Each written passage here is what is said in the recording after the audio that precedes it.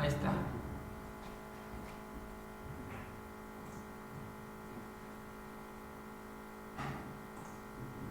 Muy bien, bien.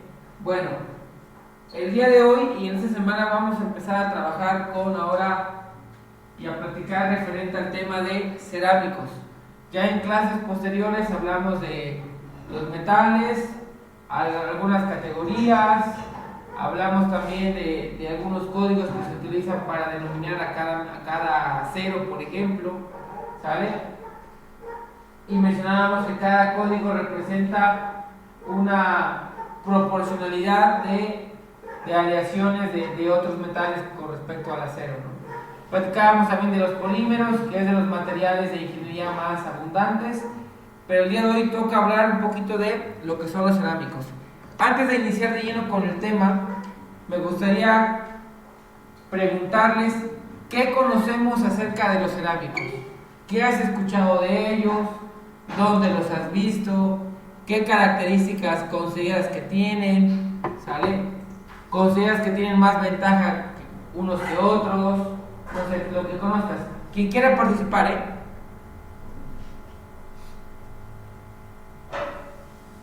No todos.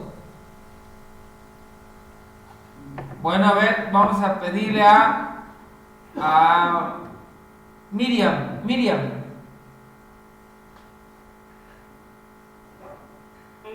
Acerca de la cerámica, ¿verdad? Sí, adelante. ¿Qué conoces de ellos? ¿Qué has escuchado? Bueno, me suena un poquito a los materiales que ocupan para el baño. ¿A los qué, perdón? A los materiales que ocupan para realizar los baños o las cocinas. Algo Sí, así. sí, cierto. Cierto, totalmente cierto. Muy bien, Miriam, buena participación, totalmente cierto. La parte de los lavabos, la parte de las tazas de baño, todo lo que tenga que ver con cuestiones sanitarias, están hechos a partir de cerámicos. Bien, muy bien. ¿Quién más? A ver, vamos a preguntarle a... Adelante. Sí, adelante. Bueno, yo tengo comprendido que un material cerámico es todo aquel material que será inorgánico compuesto a partir de tratamientos térmicos. Es cocido por lo regular, podemos hablar de barro, de cerámica, de porcelana, de losetas, de tejas, de ladrillos, de tabiques, etcétera. Totalmente cierto. Ahora hay que hacer un matiz con lo que acaba de comentar Alejandro. Todos los materiales cerámicos trabajan o están elaborados a base de temperatura, sí, pero hay algunos que tienen temperaturas más altas que otras. Y dependiendo de esas temperaturas va a ser su clasificación, que vamos a ver más adelante.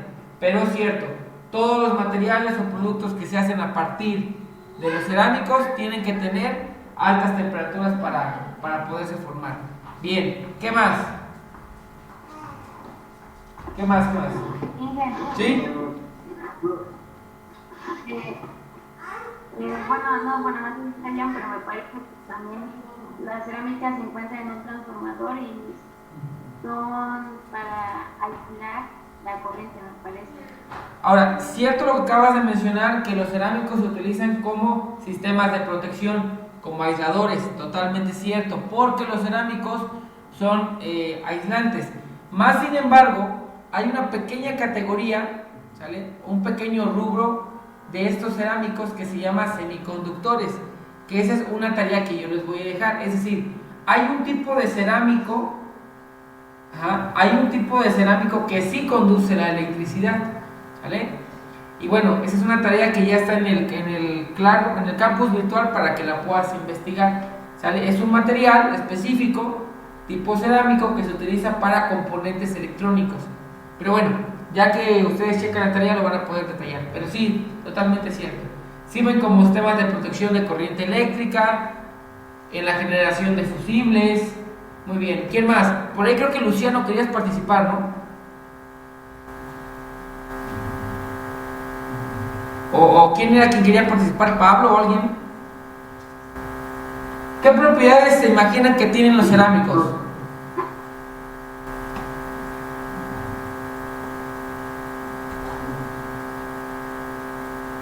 ¿Qué propiedades consideran que tienen los cerámicos?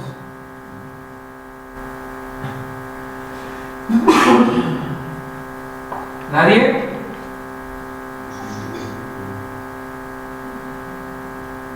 Bueno, primero que nada vamos a observar que los cerámicos... Sí, adelante, si alguien va a participar, adelante. Dígame qué preguntaba. Ok, comentábamos, o estábamos haciendo la cuestión de qué propiedades tendrán los cerámicos, qué características tendrán los cerámicos. Principalmente no. Es la gran resistencia al calentamiento, tiene una resistencia a las altas temperaturas, por eso hay porcelanas que se ocupan hasta en naves espaciales para protección en las puntas. Sí, Tiene una gran resistencia, una gran dureza y una gran resistencia a las altas temperaturas. cierto, alta resistencia a las temperaturas y dureza, pero aquí vamos a hacer un matiz. Iba a participar alguien, ¿quién más iba a participar? Era una señorita que iba a participar.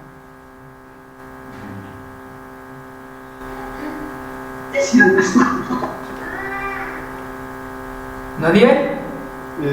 Los impresionistas impermeables por los cerámicos. A ver, ¿puedes repetir, por favor? Disculpen, Es que no se escucha muy bien. A ver, espérenme un momento, espérenme. ¿qué preguntó? ¿A dónde no te pones internet? No he preguntado nada, estamos sobre la misma. ¿Vale? ¿Qué otras propiedades puede tener los cerámicos?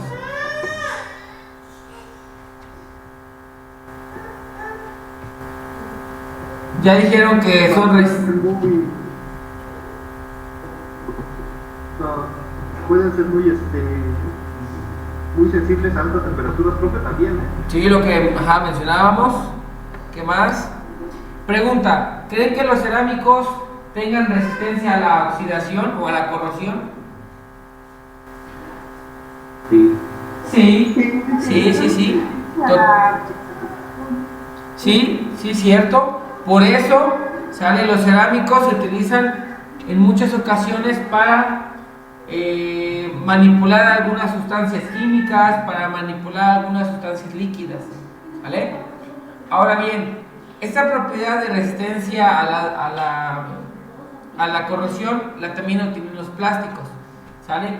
Pero obviamente hay ventajas uno, pues bueno, sobre otro. Bien.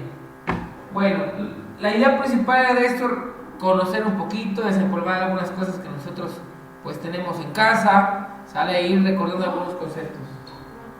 Bien, ahora, la cerámica fue el primer material, fue de los primeros materiales en el que el ser humano tuvo que empezar a moldear, tuvo que empezar a modificar, ¿sabe? Tuvo que empezar a transformarlo.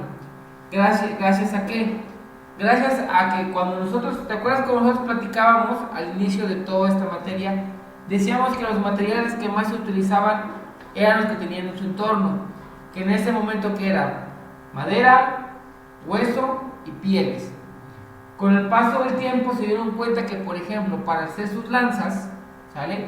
El hueso, con el paso del tiempo se va haciendo más poroso y se va haciendo quebradizo, a comparación de las rocas o de las piedras. Por ende sustituyeron estos huesos, ¿sale?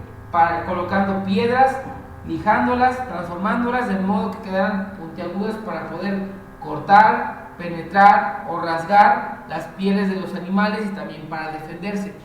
Entonces la cerámica en ese momento se utilizó para defenderse.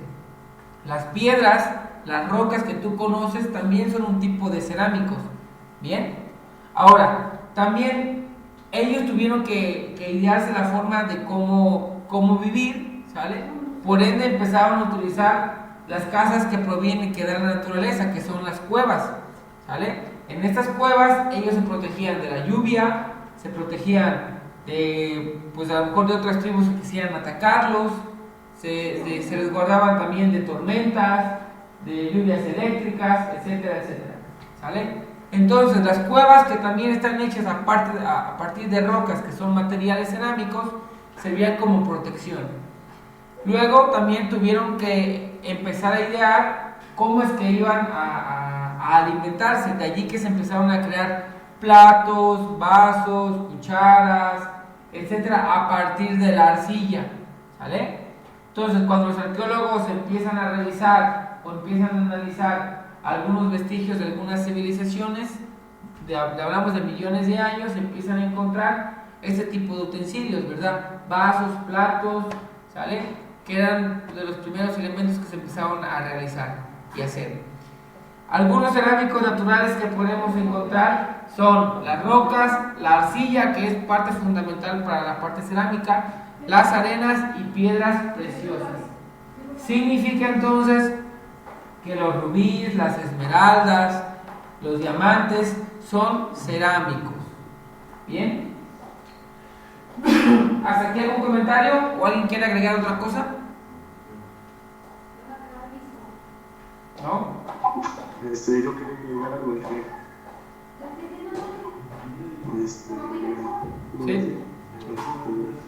me parece que algunos materiales cerámicos no son muy resistentes a impactos, ¿no? Sí, O a proyectiles sí. De hecho, esa es una limitante que tienen, ¿eh? Pero no quiero profundizar ahorita porque lo vamos a tratar más adelante. Pero eso es buen aporte eso. Lo que yo comento es totalmente cierto. Ahora, la palabra cerámicos proviene del griego kerámicos, que significa cosa quemada. ¿Bien? Ahora, se menciona esto de cosa quemada por dos cosas. Originalmente era por el tono que tenían, ¿sale? Porque la gran mayoría de los cerámicos era de un color, no sé, pues un poco negro, café rojizo, ¿sale? Cuestiones de ese tipo. Y más porque como era arcilla, pues se referenciaba a esta parte. Actualmente este término va más referenciado a la parte de alta temperatura. A final de cuentas mencionábamos como en la introducción, todos los elementos o productos que se generen a partir de lo que son los cerámicos tienen que tener un procesamiento o tienen que pasar por altas temperaturas, sí o sí. ¿Bien? Bueno, algunas de las características que podemos encontrar en los cerámicos son las siguientes. Lo mencionabas tú hace rato. Gran dureza pero bastante frágiles. ¿Qué significa? Si yo tomo un plato hecho de porcelana, que la porcelana es un tipo de cerámico, yo tomo este plato, si yo lo quiero romper con mis manos no voy a poder porque es demasiado duro. Pero si yo lo tiro al suelo, cabe la posibilidad, ¿sale?, de que este plato se rompe o se estrelle. ¿Y eso por qué? Porque en este caso lo que va a ocasionar es de que si es duro, mientras no tenga aplicado en él cargas demasiado rápidas, cargas demasiado, pues sí, que tengan una gran variación. Más sin embargo, esa es la gran limitante que tienen. Son duros, pero a la vez son quebradizos, ¿sí? Repito, son duros, pero también son quebradizos, porque no pueden absorber una gran cantidad de carga, a comparación de los plásticos, que el plástico absorbe la carga, se llega a deformar, pero tal vez puede regresar a su forma original, ¿vale? Tienen un módulo de Young pues un poco corto. Bueno, siguiente. Resisten altas temperaturas, pero no al choque térmico. Fíjate, aquí algo interesante. ¿Qué representa esta característica? Que todos los cerámicos van a estar trabajados a partir de temperatura, pero esa temperatura va a ir incrementando gradualmente o se va a mantener, ¿sí? Es decir, yo puedo tener a lo mejor un crisol, que es la imagen que te coloqué acá del lado derecho, ¿sale? Déjame poner acá el mouse. Un crisol. Un crisol no es más que un recipiente en el cual se deposita material fundido, ¿sale? Todos los hornos, las muflas tienen este crisol. Cuando se funde acero, cuando se funde, no sé, aluminio, debemos tener un depósito en el cual traslademos ese acero líquido, ¿sale?, para vertirlo en algunos moldes. Entonces, ese elemento en el cual, o recipiente en el cual se transforma, se llama crisol.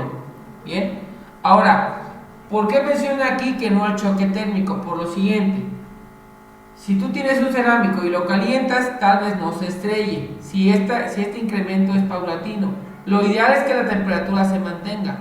Más sin embargo, si tú pasas de 0 a 100, ¿sale?, o viceversa, de 100 a 0, lo que va a ocurrir es de que este choque térmico va a suscitar que todas estas moléculas que están alteradas por la gran energía que tienen se colapsen y obviamente haya una fractura, ¿sale? Por eso la gran mayoría de los materiales que estén hechos a base de esta temperatura deben tener un proceso o postproceso de recocido. Hay veces que lo tienen 3, 4, 5 veces, y es más, hay algunos que se le ponen una capa exterior de algún tipo de metal para poder soportar esos choques térmicos, o plástica, ¿no? Bien, entonces es importante eso, resisten altas temperaturas pero no choque térmico, es decir, no un cambio brusco de temperatura. Bien, resistentes al ataque de la mayoría de los agentes químicos. En los laboratorios de química o en ese tipo de industria donde se generen o se requiera mover muchas sustancias ácidas, muchas sustancias que tengan un pH muy muy alto, es muy recurrente tener depósitos o tener pequeños dispositivos que permitan transportar o mover o desplazar estas sustancias, ya que por ejemplo si en algunos puntos si lo transportáramos con algún metal se corre el riesgo de que la misma acidez corroa internamente el metal. Más sin embargo, bueno, en los cerámicos no ocurre eso. Algo similar con los plásticos, ya nada más tendríamos que ver y analizar cuál tipo de sustancia química tengo que mover para ver qué me convendría más, si a lo mejor un recipiente tipo plástico o un recipiente constituido de algún cerámico. Más sin embargo, es más recurrente en química utilizar materiales que estén a base de esto, ¿no? Morteros, etcétera, etcétera. Matraces. A final de cuentas el cristal también es un tipo de cerámico. La única diferencia, fíjate, algo interesante entre el vidrio, ¿sale? y el cerámico, la cerámica, es de que el vidrio es un material amorfo, internamente no tiene un orden, ¿sale? Mientras que los cerámicos sí, los cerámicos siguen un patrón establecido, ¿sale? Bueno, vamos con el siguiente. Excelentes aislantes térmicos. Mencionábamos en la intro, ¿sale?, que se utilizaban para fusibles, para sistemas de protección, por esta característica de que es un aislante térmico aislante eléctrico muy eficiente en los sistemas monofásico, bifásico, para casa de habitación, para cuestiones industriales. Muchas de las cuchillas que a veces vemos en los postes de CFE tienen elementos cerámicos para poderse trabajar, ¿sale? Etcétera, etcétera. Bien. Siguiente, poseen altos puntos de fusión. ¿Qué significa? Que para poderlos trabajar tenemos que elevar su temperatura muy, muy, muy alta.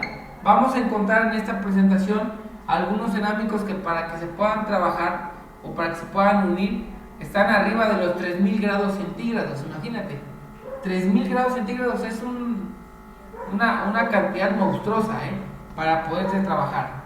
Bien. Y obviamente ese punto de fusión pues aplica muchos conceptos, ¿no? Tiene muchas aplicaciones. ¿Hasta aquí algún comentario o algo que quieran agregar? ¿No?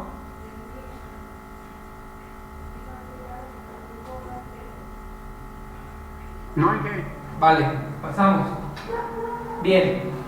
Ahora, coloqué esta tabla porque con respecto a esta tabla vamos a analizar los tipos de cerámicos que puedan existir, ¿vale?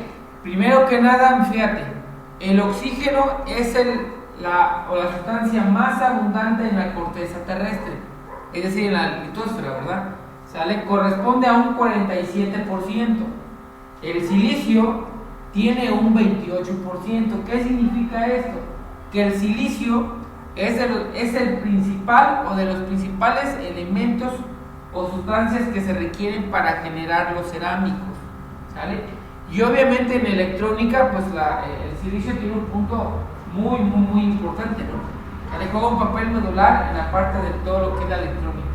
Entonces seguimos, tenemos el aluminio con un 8% y por último el hierro con un 4.6%. Entonces la gran mayoría de los cerámicos, ¿sale?, están constituidos por oxígeno y silicio, ¿sale? Repito, la gran mayoría de los cerámicos están constituidos por oxígeno y silicio, ¿sí? Llámese rocas, llámese arcillas, llámese lo que tú quieras, tienen internamente oxígeno y silicio. ¿Bien? Ok, ahora vamos a clasificar a los cerámicos en dos rubros o en dos grandes grupos. Primero se llaman tradicionales, ¿sale? Y el segundo los podemos encontrar con los siguientes tres nombres. Los podemos encontrar como cerámicos avanzados, cerámicos técnicos o cerámicos de ingeniería. Cualquiera de esos tres nombres está bien colocado, está bien dicho, ¿sale? Entonces dividen en dos grupos. Ahora, cuando hablamos de los cerámicos tradicionales, ¿sale? Tienen una característica todos muy peculiar. ¿Cuál es? De que todos estos cerámicos están realizados, están hechos o constituidos a partir de arcilla sílice, ¿sale? Es decir, de arcilla que tiene silicio, ¿sale? En sus moléculas para poderse elaborar. Ahora, ¿qué industrias entran dentro de los cerámicos tradicionales? Entra la industria de la construcción, ¿sale? Entra la industria de los refractarios, entra la industria de la alfarería, y esta parte última de beneficio entra la parte pues como cosmetológica, ¿sale? La parte de, ves que hay algunas mascarillas que son a base de arcilla, cuestiones de ese tipo, ¿no? Bueno, ahora, en la parte de la construcción tenemos algunas imágenes que coloqué aquí. Tenemos el block y tenemos el tabique. ¿Por qué coloqué el block como material de construcción a partir del cerámico? Porque el block está hecho a partir de una piedra. ¿Saben cómo se llama esa piedra con la que se hace el block?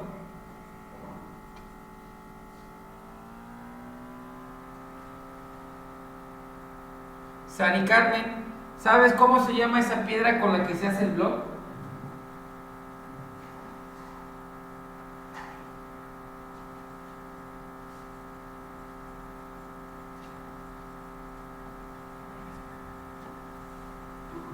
Piedra Pómez, Inge. Piedra Pómez, exacto. Esa piedra tiene una característica muy padre, ¿eh?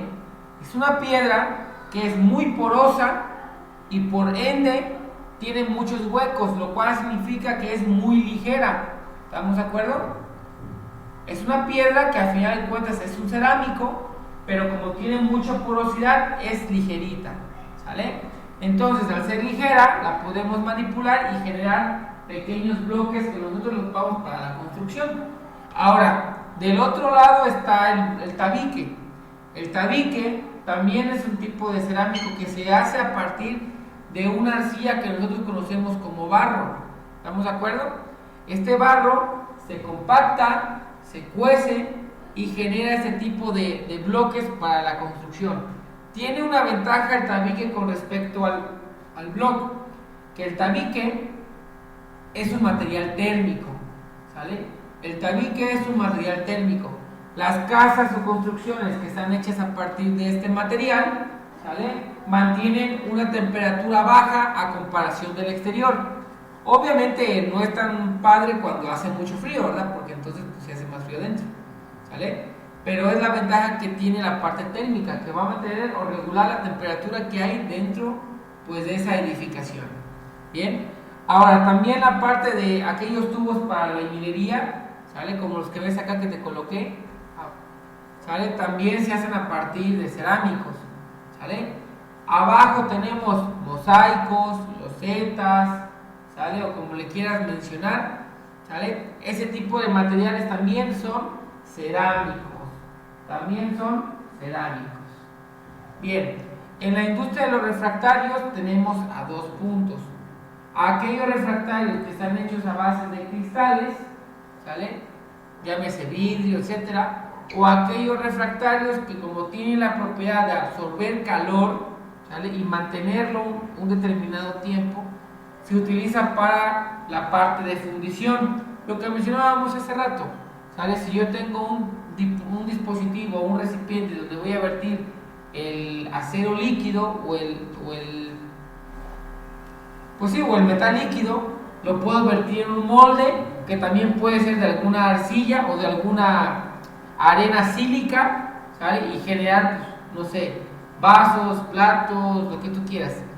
Cipsa, que es una empresa que tenemos aquí muy cerca, utiliza la cerámica para generar tanto sus crisoles y tanto para generar sus moldes. Ahí en ese caso funden acero inoxidable, ¿sale? Entonces ahí ya están haciendo pues todo lo que son conexiones de ese tipo de acero. Bien, siguiente, alfarería. En alfarería van a incluir algunos conceptos que son todo lo que mencionábamos al inicio, la parte del sector sanitario, ¿sale? Y la parte la parte artística, es decir, la parte de los jarrones, jarros, tazas, tazones, ¿sale? Toda esta parte que va dentro de la parte artesanal, con la arcilla se trabaja en ese sentido, toda la parte de la alfarería. Bien, hasta acá no sé si tengamos alguna duda o queramos comentar algo.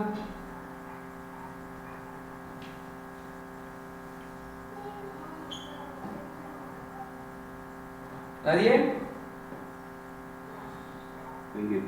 Vale. Perfecto.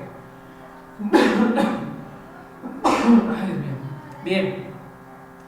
Ahora, en los cerámicos tradicionales encontramos a uno que se llama cerámicos silícicas, ¿sale? Este tipo de cerámicos están constituidos principalmente de oxígeno, ¿sale? Y de silicio. Pero no hay ningún material 100% puro en la humanidad, ¿sale? Siempre va a ser mezclado con algunas proporciones de otros. Por eso acá menciona, bueno, que en menores cantidades puede tener aluminio, magnesio y bueno, hierro y lo demás. Bien. Ahora, eso es de manera natural. Ya si ya se agrede, pues ya es un compuesto como tal, ¿no?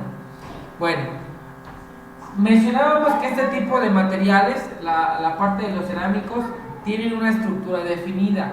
Nosotros en las primeras clases hablamos de estructuras primitivas unitarias o de estructuras primitivas, hablamos de redes de Bravia, hablamos también de cómo calcular la densidad atómica de un material, hablamos de todo esto, ¿no? Hablamos de enlaces. Ahora quiero hacer un pequeño paréntesis aquí. Si bien todos los cerámicos están elaborados o se generan a partir de uniones de enlaces iónicos, ¿vale? Porque así es, repito, de uniones de enlaces iónicos, ¿sale? No significa que tampoco haya enlaces de tipo covalentes. ¿Cómo lo vamos a identificar? Ojo, entre un 70 u 80% de la unificación de estas estructuras son de enlace iónico y el restante es de enlace covalente. Por eso se tipifica que los cerámicos caen en la parte de enlaces iónicos. ¿Por qué? Porque abundan más y en mayor porcentaje está ese tipo de enlace. Bien, ahora acuérdate cuál era la característica principal de los enlaces iónicos.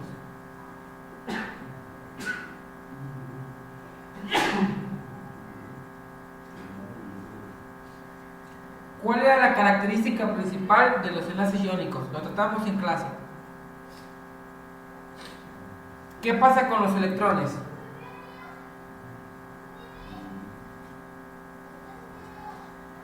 A ver, le vamos a preguntar. ¿Qué decía? Espérame, Alex. Le vamos a preguntar a Kevin. Kevin, ¿andas por acá? Kevin León. Marcos Reyes. ¿Cuál era la característica, Marcos, de los enlaces iónicos? La característica principal.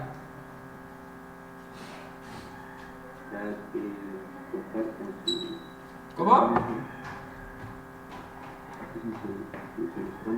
¿Comparten electrones? No comparten, porque compartir son covalentes. La característica principal. Adelante, Pablo. Pero parece que era cuando se envían electrones, ¿no? Exacto. Los enlaces iónicos ceden electrones. Es decir, al ceder electrones, uno de sus elementos se va a volver más positivo que otro, en el cual ese más positivo se va a llamar ánodo y el que va a recibir esos electrones se va a llamar cátodo. Bien, ahora si volvemos a la presentación, ¿vale? Vamos a ver aquí, ahí está. Vamos a ver acá que ese tipo de cerámicas sílicas están constituidas, decíamos, por silicio y oxígeno, donde el silicio lo que va a hacer es donar 4 electrones, va a donar 4 electrones a esos oxígenos, ¿sale? Para que cada uno de esos oxígenos esté completo en su órbita, ¿sale? Aplicando la regla del octal, acuérdate, ¿sale? Ahora, en ese sentido, el enlace que tienen la partícula o el átomo de silicio con los átomos de oxígeno es un enlace iónico, porque estoy cediendo electrones. Más sin embargo, si yo tengo 5, 6, 7 moléculas de este material, de óxido de silicio, y las uno, esa unión entre moléculas ya va a ser de tipo covalente. Repito, internamente ese silicio con los oxígenos es de tipo enlace iónico, pero cuando las moléculas de cada uno de ellos se van a juntar, ahora es con base a un enlace covalente. Tienen que compartir, esos oxígenos comparten sus electrones. ¿Bien? Muy bien. Ahora, la figura o el patrón que van a seguir las cerámicas, los cerámicos, es una estructura piramidal o llamada tetraedro, ¿sale? Donde aquí va a estar representado, yo puedo calcular con base a ello, ¿sale? Su estructura interna, puedo calcular su densidad, sabiendo los pesos atómicos de cada material, sabiendo si yo hago mi celda unitaria, cuántos átomos hay ahí, etcétera, etcétera, ¿no? Bien, ahora con respecto a las cerámicas avanzadas, ¿sale? Son todas aquellas cerámicas que, si bien parten o tienen como eje medular las cerámicas tradicionales, lo que se va a hacer es tomar esas cerámicas tradicionales, aumentarles temperatura, ¿sale? Y con base a esa temperatura modificar las propiedades tanto mecánicas y físicas de esos materiales. ¿Por qué? Mira, tenemos aquí algunos ejemplos, ¿sale? Tenemos el carburo de tuxteno. El carburo de tuxteno se utiliza para herramientas de corte, llámese para fresadora, llámese para, no sé, para un CNC, para un torno, para lo que tú quieras. Hay herramientas que todo el cuerpo es de acero, pero solamente la punta o la herramienta de corte que está en contacto con la pieza que se va a maquinar es a base de tuxteno. Tiene un recubrimiento de tuxteno para poder evitar, ¿sale?, que la herramienta se desgaste, y obviamente pues maquinar materiales muy duros, ¿sale? Fíjate, el punto de fusión del carburo de tuxteno es de 3410 grados centígrados.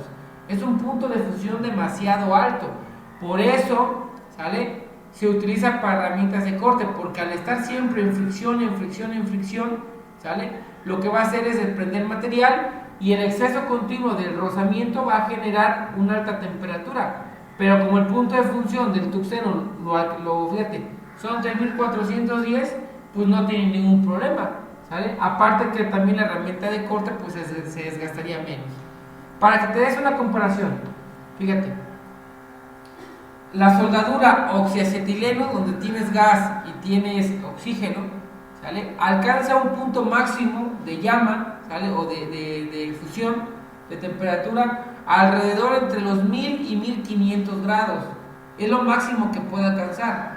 Y te das cuenta entonces, el punto de fusión del tuxteno lo duplica, ¿sale? Es el doble de la temperatura que hay ahí en la soldadura de ese tipo. Si la soldadura oxiacetileno corta placas demasiado gruesas, ahora imagínate aquí la temperatura esa que puede alcanzar, pues una temperatura muy tremenda, ¿no? En dureza Mohs vemos aquí algunas categorías. Por ejemplo, mira, si hablamos de alumina, ¿sale?, tiene una dureza de grado 9, que es una dureza muy alta, y el punto de fusión son 2050 grados centígrados, ¿vale? Se utiliza para cerámicos y para elementos aislantes. Si hablamos, por ejemplo, mira, del carburo de silicio tiene una dureza de grado 9 y se utiliza para elementos abrasivos, ¿sale? Un ejemplo de un elemento abrasivo que utiliza carburo de silicio pueden ser dos: los discos que están en tu esmeril para desbaste, o una lija. Tanto la lija y tanto el disco de desbaste utilizan carburo de silicio, ¿vale? Repito, la lija que tú vas a la ferretera y compras y el disco de esos que colocas en tu esmeril para desbastar el metal utilizan carburo de silicio, ya que es un agente abrasivo. Obviamente la granulación de este sistema abrasivo va a depender si lo queremos para quitar material, si lo queremos para pulir, si lo queremos para un acabado, ¿sale? Eso ya va a depender del tipo de grosor del grano que tengas ahí en tu lija. ¿Estamos de acuerdo? ¿Hasta aquí algún comentario o algo que queramos agregar? Profe, entonces los transistores y los sumadores están hechos de cerámicos, ¿verdad? Ahora, ojo, fíjate, buena pregunta que tú haces. Hay algunos componentes electrónicos que, si bien estamos diciendo que la cerámica no es conductora eléctrica, hay algunos hasta capacitores que están hechos a partir de cerámicos, ¿vale? ¿Sí? Hay algunos transistores también que están hechos a partir de cerámico. Más sin embargo, aquí viene la parte interesante, que es lo que tú vas a investigar. Si estamos diciendo que los cerámicos no conducen a la electricidad, que son aislantes eléctricos, ¿cómo es posible que los componentes electrónicos utilicen el silicio como elemento principal para conducir la electricidad? Algo debe estar ocurriendo ahí, ¿no? Algún proceso químico debe estar ocurriendo para que se transforme o para que se fluyan los electrones, ¿sale? De ahí lo que tú vas a investigar. Bien. Bueno, siguiente. Procesamiento de cerámicos, ¿sale? En esta parte de procesamiento de cerámicos vamos a hablar así a grosso modo, ¿sale?, de cuáles son los pasos que se siguen para la elaboración de un producto, ¿vale? El que quieras a partir del cerámico. La gran mayoría de todos estos productos diseñados a partir de cerámicos se utilizan a partir de la compactación de estas ceras, de estos cerámicos, que no son más que pequeñas partículas de este material, ciertos polvos, ciertas partículas pequeñitas que se van a compactar, que se van a unir para generar un producto pues ya físico. Bien, ahora los pasos que se deben seguir de manera general es la preparación del material, la conformación o vaciado de este material y el tratamiento térmico y cocción, ¿vale? Bueno, cuando nos centramos en el primer punto, que es la preparación del material, tenemos que identificar dos cosas. Primero que nada, ¿qué tipo de material voy a hacer? ¿O qué tipo de producto, mejor dicho? ¿Es un producto que va a estar sometido a una gran fuerza? ¿O va a ser un producto que solamente va a servir como soporte? ¿O que nada más va a soportar algo que no requiera gran peso? ¿Sale? De ahí es importante la parte de identificación. ¿Por qué? Porque dependiendo de ello, tú vas a seleccionar la temperatura adecuada, vas a analizar si le vas a agregar un aditivo para que se puedan juntar esas pequeñas partículas. Mira, todas las partículas o bolitas que tú ves que te coloqué en la imagen del lado izquierdo son pequeñas partículas de cerámica, ¿sale? Son cerámicos, ¿sale? Que aquí todos están revueltos, pero conforme tú los vas compactando o presionando, se van a ir juntando más y más y más, ¿sale? Vas a analizar si le vas a colocar algún lubricante o algún aglutinante que lo que va a hacer es unir todas esas pequeñas esferas, todas esas partículas en un solo material, o en su defecto no aplicar nada y hacer la compactación en seco, ¿sale? Entonces, de ahí la importancia de lo que tienes que hacer. No es lo mismo, mencionaba, ¿no?, para alguna aplicación aeroespacial, ¿sale?, que a lo mejor para una aplicación, no sé, para una taza de baño, ¿sale? Ahí va a cambiar ya la situación, ¿sale? Ahora, hay algunos rodamientos, ¿sale?, que utilizan cerámicos para poderse, que todas esas pequeñas esferitas que tienen, si bien es de metal, algunos son de cerámico para poderse desplazar, y más en los más pequeñitos, ¿sale? Bien, Ahora, ya que analicé qué tipo de producto voy a hacer, voy a analizar la parte del vaciado. Aquí en la parte del vaciado no es más que la formación ya del producto. Puede ser de dos formas, puede ser húmedo o puede ser seco. Cuando me refiero a seco es de que nosotros compactemos o presionemos sin agregar ningún líquido. Y en húmeda, pues obviamente en caso contrario, ¿no? En la parte seca vamos a tener algunas diferencias. Aquellas en las cuales solamente se haga el vaciado a partir de llenar una cavidad, ¿sale? Y nada más. Y en la otra donde aparte de llenar la cavidad yo tenga que compactar el material, ¿sale? Aplicando con alguna prensa, alguna presión pues que pueda hacer que se unan esas partículas. Ahora, ese prensado puede ser de dos formas. Puede ser uno que sea solamente puro prensado y nada más, o tenemos la otra opción donde tenemos el prensado, pero aunado a eso el pistón que va a compactar está cargado eléctricamente. ¿Para qué? Para que cuando tú unas ese material no solamente se una por la presión, sino que también se una por las cargas eléctricas, ¿sale? Hay algunos retenes, hay algunos bujes que se hacen a partir de este tipo de procesamiento, pero ya sea húmedo o ya sea seco, ¿sale? Debemos pasar por una tercera etapa que es la parte yo creo que más importante de todas. ¿Por qué? La siguiente etapa es la etapa de tratamiento térmico. Una vez que tú tienes tu producto, imagínate aquella niña, fíjate algo interesante, aquella niña que hacía, era pequeñita y jugaba a hacer sus pastelitos, no sé, agarraba tantita arena, tantito lodo y lo presionaba y lo compactaba. Cuando la humedad que tenía esa arena o ese barro se iba, lo que empezaba es que se empezaba a cuartear, ¿sí?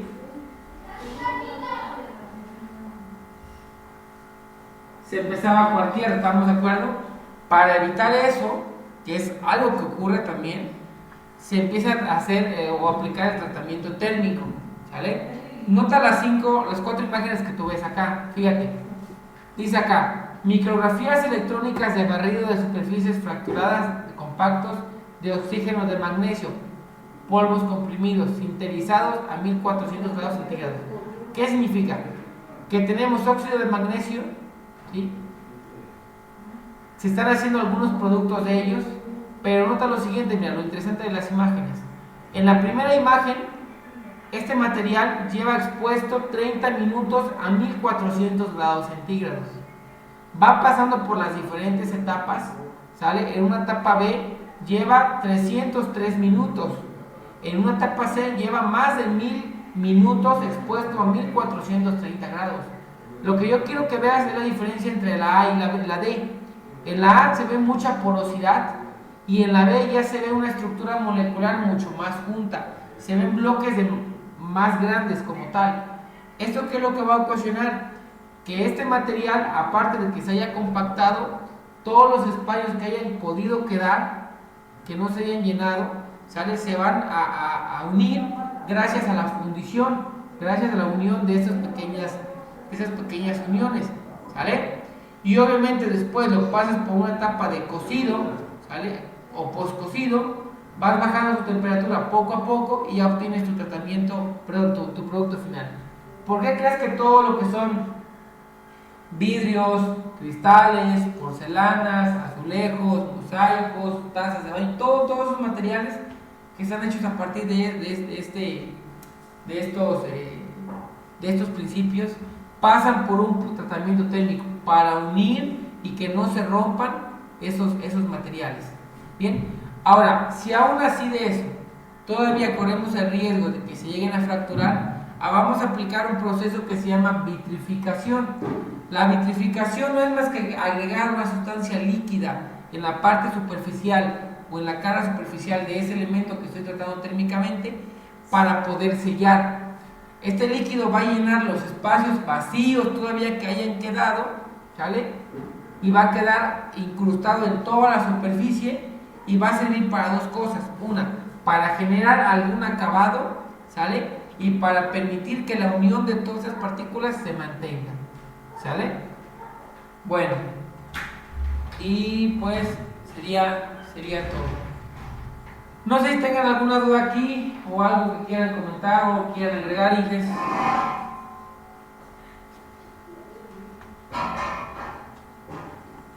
No, Inge. ¿No? Perfecto. Bueno, nada más para comentarles, para que no se les llegue a pasar.